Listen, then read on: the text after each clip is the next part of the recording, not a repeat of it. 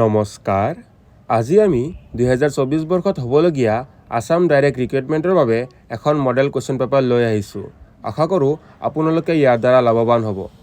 বলক আজিৰ ভিডিঅ'টো আমি আৰম্ভ কৰোঁ। আজিৰ প্ৰথম কুৱেশ্যনটো হৈছে who was the first women minister of Assam? অসমৰ প্ৰথম মহিলা মন্ত্ৰীগৰাকী কোন আছিল? ইয়াৰ শুদ্ধ উত্তৰটো হ'ল অপশ্যন বি বনেলী খংমেন। The preamble to the Constitution was amended for the first time. পোন প্ৰথমবাৰৰ বাবে সংবিধানৰ প্ৰস্তাৱনাটোৰ সংশোধনী ঘটোৱা হৈছিল। ইয়াৰ শুদ্ধ উত্তৰটো হ'ল অপশ্যন চি 42তম সংশোধনীৰ দ্বাৰা। The concept of social, economic and political justice was taken as সামাজিক, অৰ্থনৈতিক আৰু ৰাজনৈতিক ন্যায়ৰ ধাৰণাটো লোৱা হৈছিল। ইয়াৰ শুদ্ধ উত্তৰটো হ'ল অপশ্যন বি ৰুছ বিপ্লৱৰ পৰা।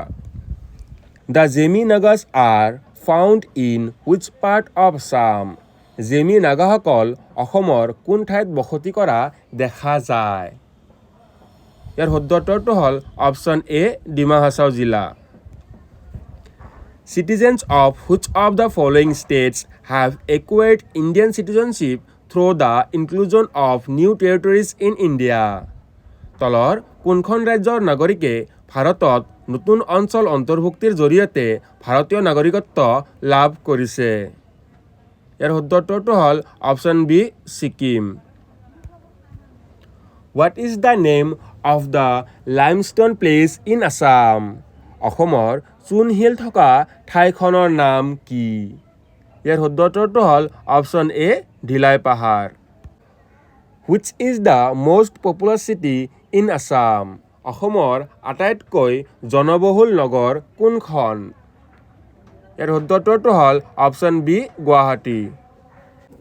Where do the words social justice appear in the constitution? সামাজিক ন্যায় শব্দটো সংবিধানৰ ক'ত অন্তৰ্ভুক্ত আছে?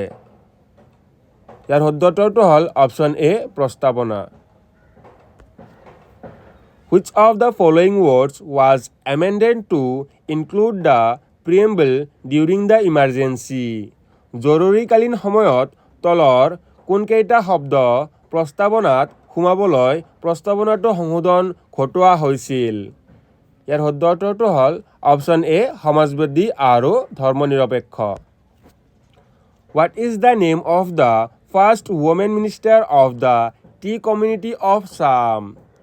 অসমৰ চাহ জনগোষ্ঠীৰ সম্প্ৰদায়ৰ প্ৰথমগৰাকী মহিলা মন্ত্ৰী কোন আছিল? ইয়াৰ শুদ্ধ উত্তৰটো হ'ল option A Rupam Kurmi.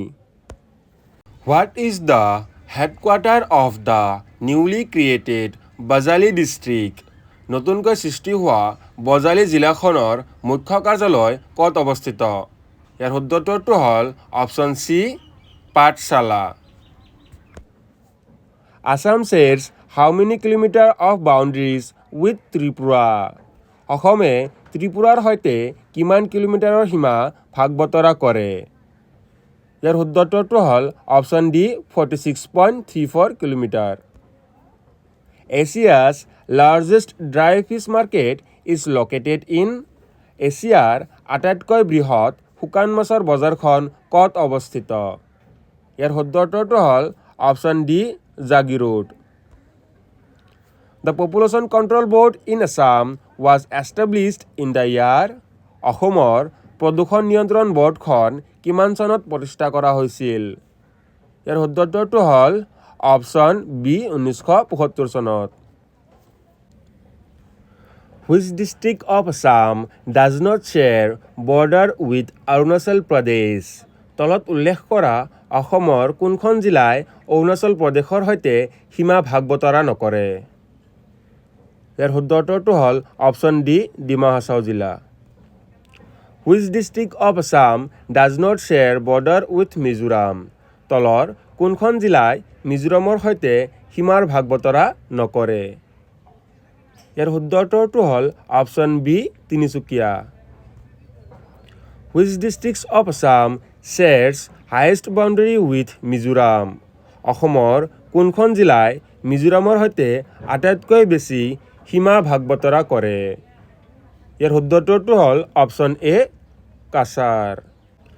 The river Barak originates in, Barak নদীৰ উৎপত্তি হৈছে, ইয়াৰ শুদ্ধ উত্তৰটো হ'ল অপশ্যন বি মণিপুৰ।